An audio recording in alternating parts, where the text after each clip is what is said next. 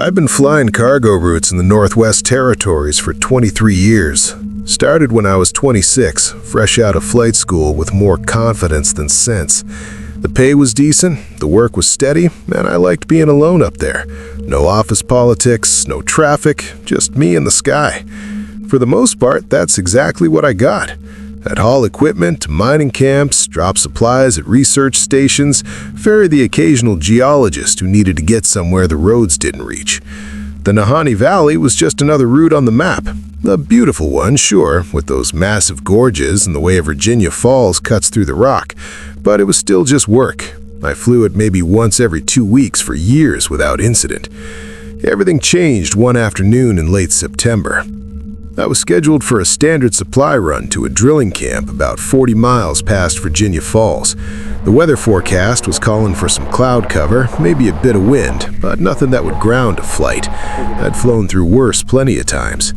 I loaded up the Twin Otter with fuel drums, food supplies, and some replacement parts for their generator. The manifest said 1,800 pounds, well within limits. I filed my flight plan, did my pre-flight check, and lifted off just after noon. The first leg was textbook. Clear skies, smooth air, visibility for miles. I followed the South Nahanni River into the valley, watching the terrain rise up on both sides. 4,000 feet of rock and forest, the kind of landscape that makes you feel small even when you're 11,000 feet up. I'd made this exact flight so many times I could practically do it with my eyes closed. But about an hour in, something felt different. At first, I couldn't pinpoint what it was. The instruments were all reading normal. Oil pressure good, engine temp good, fuel flow steady. But there was this smell. Sharp, metallic, like heated copper. I cracked the window, thinking maybe something was overheating in the panel, but the smell got stronger. That's when I noticed the altimeter.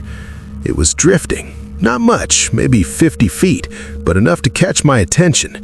I tapped the glass. The needle jumped back to where it should be, then started drifting again. I switched to the backup altimeter. Same thing. Both instruments showing me losing altitude, even though I could feel the plane was level, could see the horizon line exactly where it should be. I keyed the radio to call it in. Before I could speak, someone else transmitted. November 268 Charlie, this is Nahanni Valley traffic.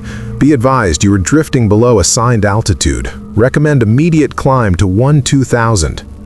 My call sign, but I hadn't contacted anyone. I was flying VFR, no flight following, no tower communication, just me and empty airspace. I looked at the GPS, dead on course.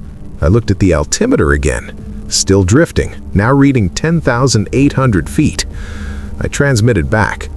Nahanni Valley traffic, November 268 Charlie. I'm not familiar with your frequency. Please identify. The response came immediately, and the voice made my hands go cold on the yoke. It was my voice. Not similar, not close. My exact voice. The same flat Manitoba accent, the same slight rasp from years of breathing dry cockpit air. November 268 Charlie, you need to descend immediately. There's traffic at your altitude. I looked around. Empty sky in every direction. Nothing on the GPS traffic display. Nothing visual. I was alone up there, or at least I should have been. That's when I saw it rising out of the gorge below me. Another Twin Otter. Same make, same model, same yellow and white paint scheme. It climbed up through a layer of clouds I didn't remember being there and leveled off maybe 300 feet below me. I could see every detail. The registration numbers on the tail, the dent in the cargo door from where I'd backed into a fuel truck 5 years ago in Yellowknife. It was my plane, an exact copy, flying in formation beneath me. I banked left, it banked left. I climbed, it climbed, keeping that same 300-foot separation like we were doing formation training. The radio crackled again. November 268 Charlie, you're not following instructions. You need to descend now. Multiple voices this time, all speaking in unison, all sounding exactly like me. I ignored the radio and focused on flying. The other plane matched every movement I made. When I reduced power, it reduced power. When I turned, it turned.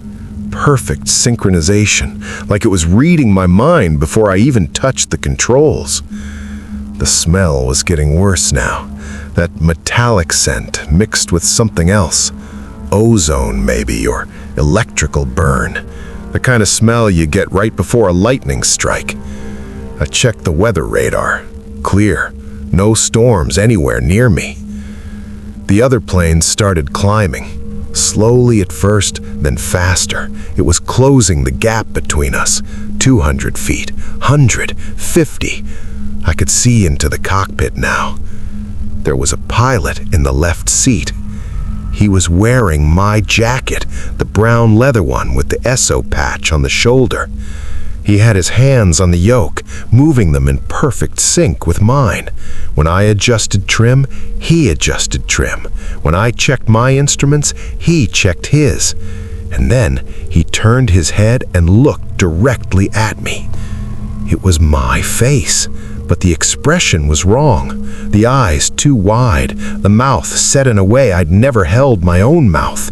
Like someone had studied photographs of me and put together an approximation that was almost right, but fundamentally off.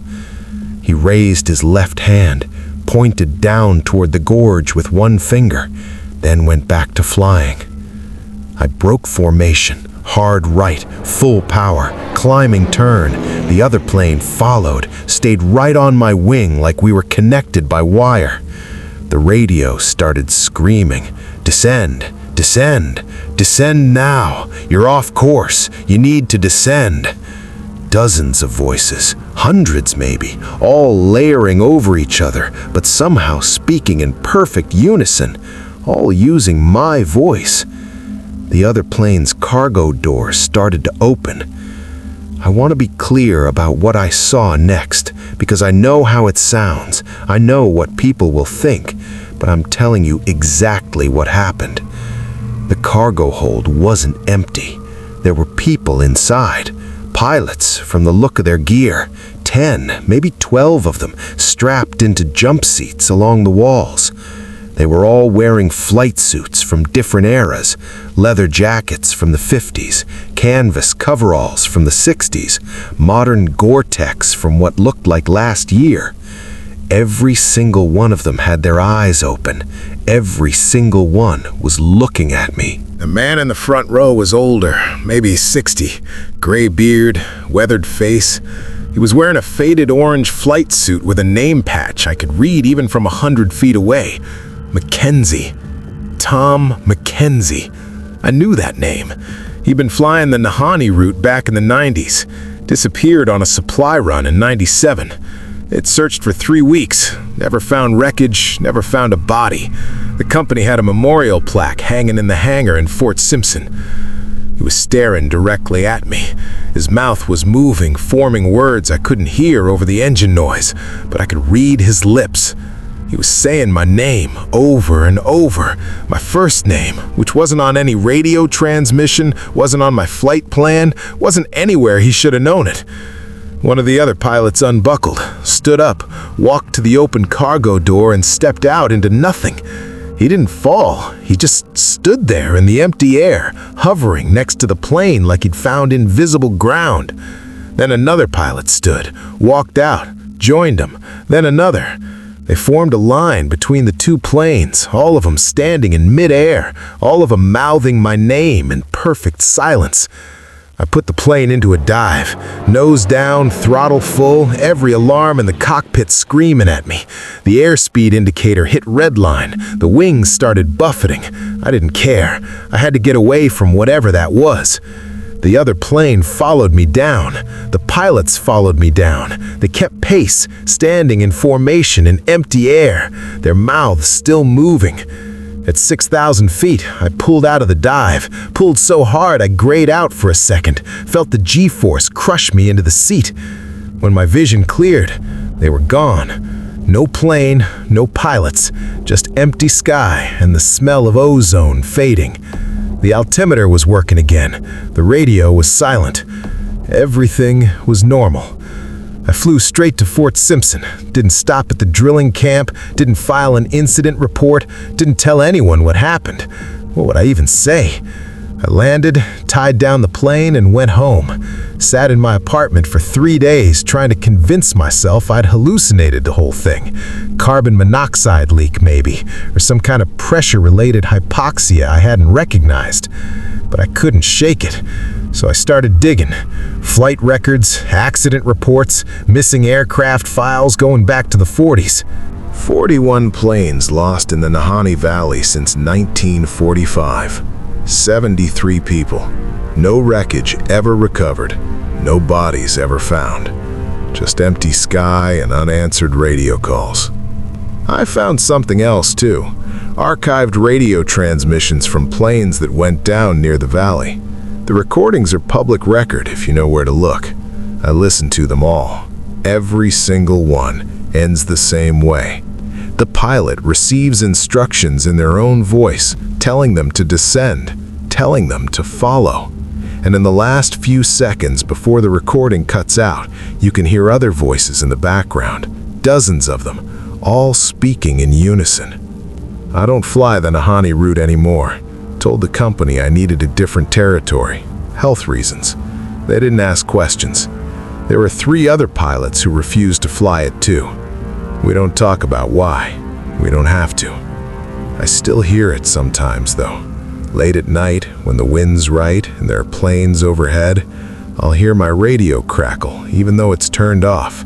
I'll hear my own voice giving me instructions, telling me to come back, telling me there's traffic at my altitude, telling me it's time to descend.